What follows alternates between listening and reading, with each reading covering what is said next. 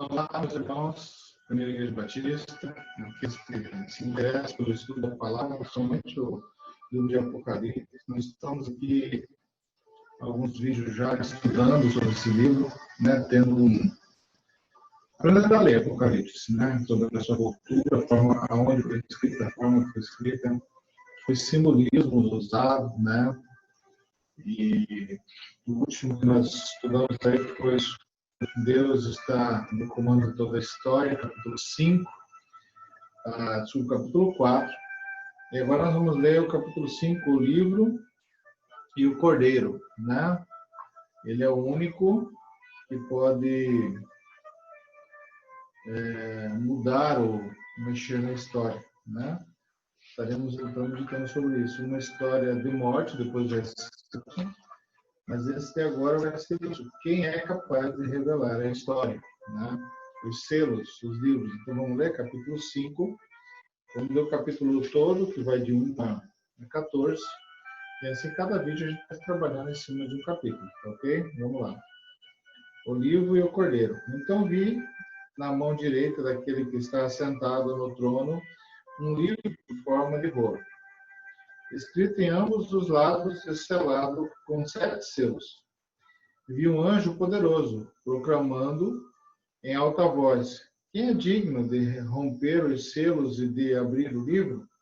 Mas não havia ninguém, nem no céu, nem na terra, nem debaixo da terra, que pudesse abrir o livro ou sequer olhar para ele. Eu chorava muito, porque não se encontrou ninguém que fosse digno de abrir o livro e de olhar para ele. Então,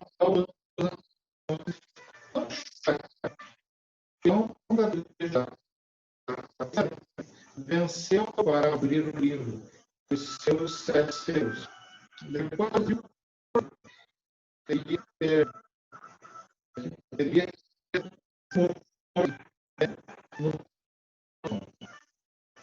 pregado pelos 4 seres viventes e pelos anciões, falando no versículo, no capítulo 4, tá? No vídeo anterior. Ele tinha 7 chifres e 7 olhos. Aqui já temos simbolismos diferentes, tá? 7 chifres, 7 olhos, que são os 7 Espíritos de Deus enviados a toda a Terra. Já está explicando o que é esses 7 chifres, 7 olhos, mas a gente vai falar mais. Ele se aproximou e recebeu o livro da mão direita daquele que estava sentado no trono. Ao recebê-lo, os 4 seres viventes e os 24 anciões prostraram-se diante do cordeiro.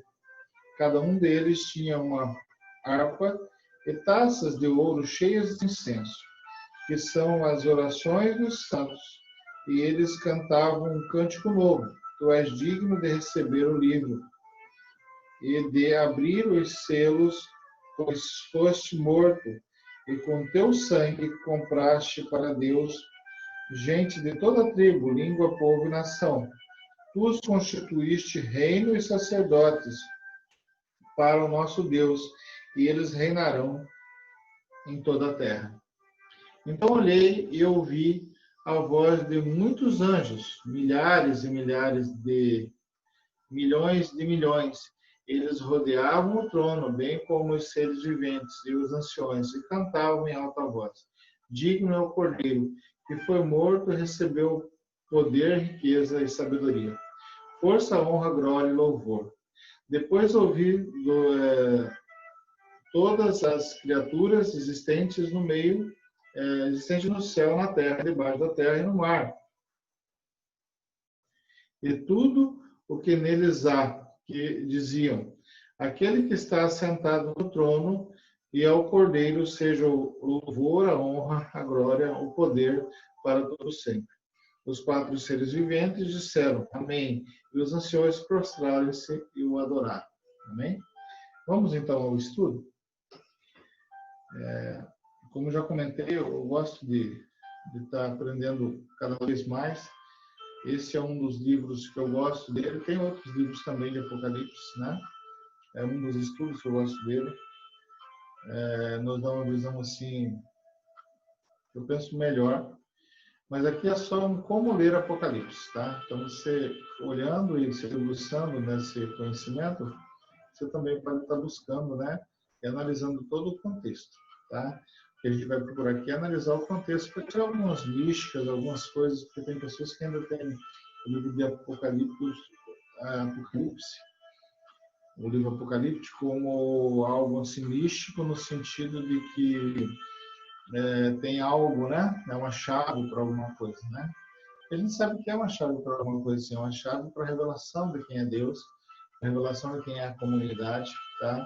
E ali Apocalipse ele estava fortalecendo um templo que era naquela época, como foi as 7 cartas, e também fortalecendo o templo vindouro, que naquela época seria depois dele escrito e hoje em dia, tá? Então vamos lá. Quem é capaz de revelar a história, né? O livro do Cordeiro é o que fala nesse texto. No capítulo 5, retornando ao capítulo 4, a continuação, quando ali reunido o trono, e daí estão os 4 seres viventes com asas, né? E olhos nas asas, e os 24 anciões com as suas coroas, tá? Aprofunda, então voltando ao capítulo 4, mas aprofunda a reflexão sobre a história. Vi depois um livro na mão direita daquele que estava sentado no trono. Era um livro escrito por dentro e por fora, e estava lacrado com 7 selos. Versículo 1, né? A gente vai estudando por versículo, né? O que a gente acabou de ler nas Escrituras Sagradas. Os livros daquele tempo eram rolos de pele de carneiro. Esse livro é a história da humanidade cheia de acontecimentos, escritos por dentro e por fora. Ela, porém, parece impenetrável, né? Ninguém pode saber a história, o princípio, o meio, o fim, no sentido de que só Deus pode saber. É algo para nós impossível de mexer, né? Alguém fala em destino, outro fala em predestinação, outro fala em acaso, né? Mas são coisas que você lutando, e, como diz o socialismo, programando tudo, acertando tudo, o ser humano ele é um ser, como diz assim, a ciência humana, ela não é exata, né? Quando você faz a ciência humana, mesmo sendo jurista, um juiz, um promotor, um advogado, ou vamos supor a teologia, que nós temos a verdade de Deus, mas o ser humano, ele, como a própria nossa, é analisado com a sua identidade, o seu ser, né? Não existe uma normativa, o legalismo para cada um, existe uma história e uma vida, tá? Então, quem pode adentrar dentro dessa história e fazer algo, né? Os 7 lacres indicam que é difícil e até mesmo impossível compreendê-la. A pergunta do anjo revela o impasse. Quem é capaz de romper os selos e abrir o livro, né? Quem é capaz de entrar dentro da história, presente, passado e futuro, ou transformar o mundo? O versículo 2 dele. Os fatos da história estão ali. Todavia, como entender o projeto de Deus dentro deles? Quem tem a chave para entrar e ler o que a história apresenta? Ninguém em lugar nenhum, nem no céu, nem na terra, nem no mundo dos mortos, é capaz de penetrar os acontecimentos da história e mostrar que Deus está governo. Aí nós temos o Cordeiro, né? O passando de Jesus Cristo, ele foi aquele que entrou na história. Entrou na história da humanidade, nasceu como homem e transformou toda a história humana que se acreditava até aquele tempo, né? Onde todos nasciam do princípio da carne do homem, vem alguém, ninguém conhecia ou tinha ido e voltado dos mortos, ele veio mudar, né, o pensamento de existência humana. Vamos continuar. Quem tem a chave para entrar e ler o que a história apresenta? Ninguém em lugar nenhum, nem no céu, nem na terra, nem no mundo dos mortos. É capaz de penetrar os acontecimentos históricos, né? Ora, diz aqui o texto, né? Ele revela, no versículo 4, ele revela a situação das comunidades perseguidas, que só vem injustiça, opressão e morte. Ou seja, ele chora porque você não tem ninguém que possa entrar e transformar a situação que eles estavam vivendo. Então, como será? Só pranto e evidência. Diante dos olhos nus, ele não conseguia ver, então, nenhuma saída. Tá? Como muitos também não conseguiam ver e ainda não conseguem ver. Os poderosos parecem ter tomado as rédeas da história, gerando a morte do povo. Como sair desse impasse? Né? Como transformar isso e mudar isso? Um dos anciões, isto é, um mártir vencedor, nos consola. Para de chorar, ele diz para João. O leão da tribo de Judá, o rebento de Davi, venceu. Ele é capaz de romper os selos e abrir o livro. Versículo 5. Não há hora de desesperar, mas de confiar e celebrar. A vitória de Jesus, Messias, leão da tribo de Judá, sobre a morte é a chave de leitura para a nossa história. A vida venceu a morte, abrindo um caminho novo, rebento de Davi, para a humanidade. É o caminho da vida que destrói a morte. Como eu estava falando. Aqui ele fala assim, como ninguém pode entrar na história? Jesus Cristo, ele entrou na história. Ele transformou toda a história, tudo que se acreditava até aquele tempo, até de quem era Deus, o que ele falava. E também da existência humana, da vida e da morte, o sentido disso. Ele veio e mudou toda a história. Antes de Cristo, depois de Cristo. Se não fosse a vida de Cristo, seria mais a esperança, tanto nessa vida quanto no porvir. Jesus é apresentado como cordeiro, né? A vitória de Jesus sobre a morte deu início a um novo tempo. Daí surge o final dos tempos. Todavia, não se trata do fim do mundo, e sim da vitória do bem sobre o mal. Até que a vida se realize plenamente na Nova Jerusalém. Esta já começou com a ressurreição de Jesus. Uma nova vida, uma nova Jerusalém, uma transformação, uma mudança já começou em Jesus. A gente espera não morrer, tá? Jesus é apresentado como cordeiro. Essa imagem recorda a libertação dos hebreus da escravidão egípcia, Êxodo 12, de 1 a 14. E a Páscoa de Jesus, o cordeiro, estava de pé como se imolado. Ou seja, Jesus está vivo, de pé, depois de ter passado pela tortura da morte, como que imolado, é vitorioso, mas ao mesmo tempo denuncia a sociedade que o matou. Para dizer que Jesus possui todo o poder, o Apocalipse o apresenta como cordeiro com 7 chifres. Talvez a visão dos chifres hoje em dia seja diferente, ou até chacota, mas na época era poder. Então aqui o texto vai explicar isso. 7 chifres. 7 é perfeição. Número de perfeição. Para o povo da Bíblia. Chifre é símbolo de poder, né?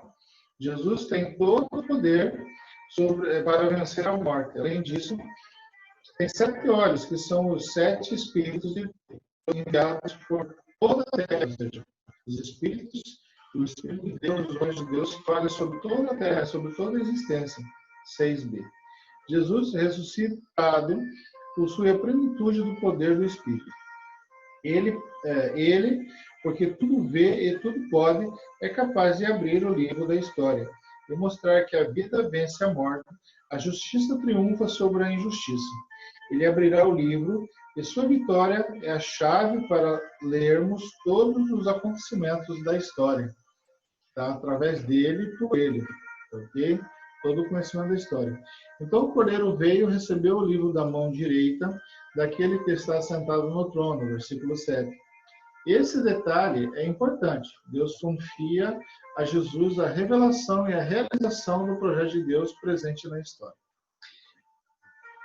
É suficiente olhar para Jesus e sua prática para sabermos como Deus governa a história na humanidade, como Jesus venceu, como Jesus obedeceu, como ele foi humano, né, e no mesmo tempo Deus, e assim, obediente, por morte de cruz, ressuscitou. Diante disso, surge uma grande celebração festiva, do versículo 8 ao versículo 14, que une o céu, a terra e todo o universo. Os 4 seres vivos e os 24 anciões adoram o Cordeiro. Lembremos que o imperador se fazia adorado como Deus. Tocam e cantam um hino de louvor que ecoará por todo o universo. Os 24 anciões, além de harpas, têm nas mãos taças de ouro cheias de incenso, que são as orações dos santos. Olha que maravilha, né? Incenso. Dizer que o incenso, ou seja, a oração dos santos, daqueles que sofrem, que buscam a vontade de Deus, chega na presença do Senhor em taça como incenso, né? Com um bálsamo, um cheiro suave, tá? Vamos lá, versículo 8b. Santos no Apocalipse são todos os cristãos, né? Como a gente vê as cartas também, né? Os santos da igreja de Coríntios, os santos da igreja de Éfeso, todos os santos da igreja, ok? Aqueles que estão buscando, sim, a transformação e a plenitude do Espírito Santo, tá? Não é difícil imaginar o conteúdo das orações dos cristãos perseguidos daquela época, né? E nem as de hoje. O clamor dos primeiros cristãos perseguidos chega a Deus passando pelas mãos dos mártires vencedores, que o apresentam a Deus em taças de ouro, como incenso perfumado, isto é, fonte de confiança e esperança para tempos difíceis. Ou seja, aqueles que já receberam Jesus e que morreram como mártir, né, pela obra, né, estão na presença do Senhor. Alguém fala assim, não vai ser na ressurreição. Na ressurreição, a palavra fala que vai receber um novo corpo espiritual. Tá?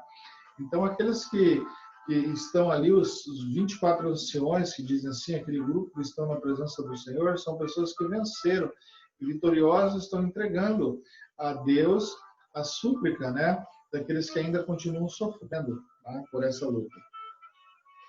O primeiro hino de louvor é proclamado no céu pelos 4 seres vivos, com os 24 anciões, do versículo 9 ao versículo 10.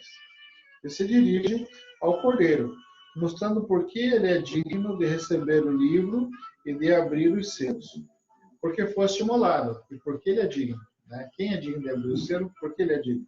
Porque foste imolado, e com teu sangue adquiriste para Deus homens de toda a tribo, língua, povo e nação. Versículo 9. Eles confirmam o que já foi dito, acrescentando que o povo de Deus é toda a humanidade, né? Expressa pela frase de toda a tribo, língua, povo e nação. Ou seja, a salvação do nosso Deus, a pessoa do nosso Jesus Cristo, é para toda a humanidade. Porque Deus amou o mundo de tal maneira que mandou seu Filho unigênito. Né? Aqueles que nele crê têm a vida eterna. Aqueles que não têm, que não crê, mas é para toda a humanidade. A bondade, a salvação é para toda a humanidade. Anuncia a missão desse povo. Ser reino e sacerdote para reinar no mundo inteiro, mediante a resistência e a denúncia profética que transformam a morte em vida. Lá no capítulo 1, versículo 6 também diz isso. Interessante notar. Não foram só escolhidos para um dia para o céu, para ser santos, anjos ou melhores que os outros, mas sim para profetizar e formar um reino de paz, um reino de justiça. Buscar a justiça e a paz aos povos. Ok? Então, para a gente entender.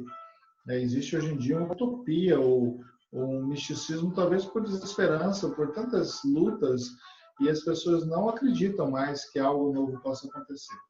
Mas a profecia e a mão do Senhor é sobre a humanidade na existência. E quando você torna filho de Deus, aceita Jesus como seu Senhor e Salvador, a transformação que você vai buscar na sua vida é para refletir aonde você vive, e a comunidade transformada também deve refletir aonde ela vive. Alguns aceitam? Aceitam. Alguns não aceitam? Não aceitam.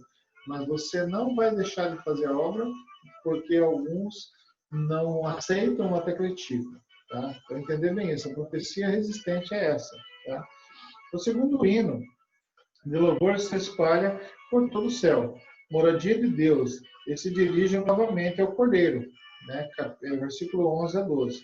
É uma multidão incontável, milhões e milhões e milhares, que reconhece ser o Cordeiro, merecedor de todos os atributos possíveis: poder, riqueza, sabedoria, força, honra, glória, louvor. Amém? Nota-se que são 7 atributos também, números perfeitos, totalidade. Tá? Os poderosos daquele tempo exigiam para si todas essas coisas, né? Todo esse tipo de honraria a eles. A celebração celeste, proclamando as comunidades, afirma que só o Cordeiro que é digno, merecedor dessa honra e desses atributos para as nossas vidas. E é assim que nós vamos crer. O terceiro hino, de louvor, no versículo 13, abraça o mundo inteiro, céu, terra, e debaixo da terra e mar. 4 lugares, totalidade, né? Um número também que para eles tem uma importância grande, a totalidade, os 4 cantos, né, os 4 espaços, os 4 lados, tá? Fechando na totalidade. E se dirige àquele que está sentado no trono, Deus, e ao Cordeiro, atribuindo-lhe para sempre 4 coisas. 4, totalidade, tudo, como nós falamos, louvor, honra, glória e poder. A celebração termina com o amém dos 4 seres vivos e a adoração dos 24 anciões. Como já falamos no outro vídeo, 4 seres viventes que representam também toda a criação, né, toda a força, todo o poder, a cabeça de águia, a cabeça de leão, a cabeça de todo o ser humano. Tá? Com olhos, né, nas asas, onde tudo vê na existência, tá bom? E os 24 anciões, que são a representação 12 mais 12, né, que todos aqueles que aceitaram a profecia de Deus e aceitaram a vontade de Deus, tanto nas 12 tribos, no Antigo Testamento, quanto nos apóstolos, 12 apóstolos, que hoje fazemos nós parte. Esses hinos de louvor eram certamente cantados, cantos que as comunidades perseguidas cantavam em suas celebrações. O Apocalipse mostra que no céu se celebra a mesma esperança dos que resistem e denunciam a idolatria que gera a morte. Ou seja, esse texto mostra que só Jesus pode entrar dentro da história e revelar a história, e só Ele pode revelar. Também mostra que não estamos só. É aquele que tem todo o poder, toda a força, toda a sabedoria, né, toda a capacidade, que transformou, entrou dentro da história, transformou a história humana, né, revelou à humanidade as boas novas, né, do Senhor. Este é aquele que está também, né, junto com aqueles também que sofreram e permaneceram firmes. E ele tudo pode, tudo vê, e tem a consciência na história que os vencedores em Cristo vencerão, que a justiça vencerá. Tá? Mas o que ele está querendo aqui dizer, finalizando, que nós, crendo nisso, precisamos agir na terra como agiríamos ou veríamos no céu. Buscar isso. Né? Voltando à oração de Jesus. Pai nosso que estás no céu, santificado seja o vosso nome. Venha a nós o vosso reino, venha a nós o vosso reino. E seja feita a sua vontade. Não quando eu vou aí, eu vou participar do teu reino. Não, venha a nós o vosso reino, seja feita a vossa vontade. Assim na terra como nos céus. Apocalipse. Está dizendo aqui, a vontade do Senhor lá e a vontade do Senhor aqui, no meio do povo dele para transformação. Tá ok? Vamos lá, esse foi o capítulo 5, né? Vamos então aqui para você assistir. Vou conversar sobre a nossa história, seus acontecimentos. O que seria dela? Ele nós sem a vitória de Jesus Cristo sobre a morte. Imagina isso. Barbárie. Morte de guerra que já existe em alguns lugares da nossa vida. Como você está ruim? Se Jesus não se manifestar. Se eu tivesse dúvida da nossa existência eterna ou da vida após a morte. Imagina se hoje você não cresce, que um dia você pode sim estar vivo, né? Pode vencer. E nossa vida não é só estagnada a esse tempo de sofrimento, muitas vezes de angústia na Terra. Tá? Imagina isso, pensa. Às vezes não pensa nisso. Imagina ele lembrando como ele toda uma história. É como se hoje alguém pegasse nos livros de história do Brasil, um exemplo, a gente sabe que existem algumas coisas que tem que mudar. Mas se alguém chegasse e falasse, não, não foi assim, não é assim. Se foi, pode ser diferente. Né? E mudasse a partir desse momento, mudasse toda a realidade. Quando você descobre algo e igual ele fez, nunca tinha sido feito. Como ele foi, alguém fez. E era ninguém foi dele, depois dele será. Tá? Por que João chora? Qual é o clamor do povo daquela época? Por que ele chora? E por que hoje nós choramos? Qual o clamor do povo dessa época? Será que nós choramos realmente? Ao ver a situação do jeito que está? Pessoas sofrendo, ou será que nós julgamos? Não, merece. É isso mesmo. A humanidade, ela causou isso. Nós estamos agora, quando gravando esse vídeo, tempo de pandemia, Covid-19. Quem pegou 2020 lá e naquela festa ou ceia de final de ano, pensou que isso ia acontecer esse ano. Julgamento, muitas vezes. Né? É triste ver algumas situações, mas o que ele está falando aqui para nós é por que nós choramos? Não estou dizendo que alguns falam assim, Jesus é amor, Deus é amor, então por que você julga? Não estou dizendo esse julgamento. Está errado, está errado. Porque tem que ser resolvido, tem que ser resolvido. Mas como? E como nós oramos ao nosso Deus por esse povo? O que celebramos? E como celebramos? O que o capítulo 5 nos ensina sobre a oração? Né? A oração dos justos que chegam a Deus, né? Como bálsamo suave, né? Como incenso. Tá? Como nós sentiremos se soubéssemos que no céu se canta o mesmo que cantamos aqui? Imagine bem, aquilo que está querendo dizer. Lá se proclama ao nosso Deus, se louva ao nosso Deus. E os olhos do Senhor estão sobre toda a existência e sobre tudo que foi criado e que existe. Né? E como nós estamos celebrando e proclamando, é assim que a comunidade do Senhor tem que proclamar. Ok? Então, nós tivemos aí uma visão sobre o capítulo 5.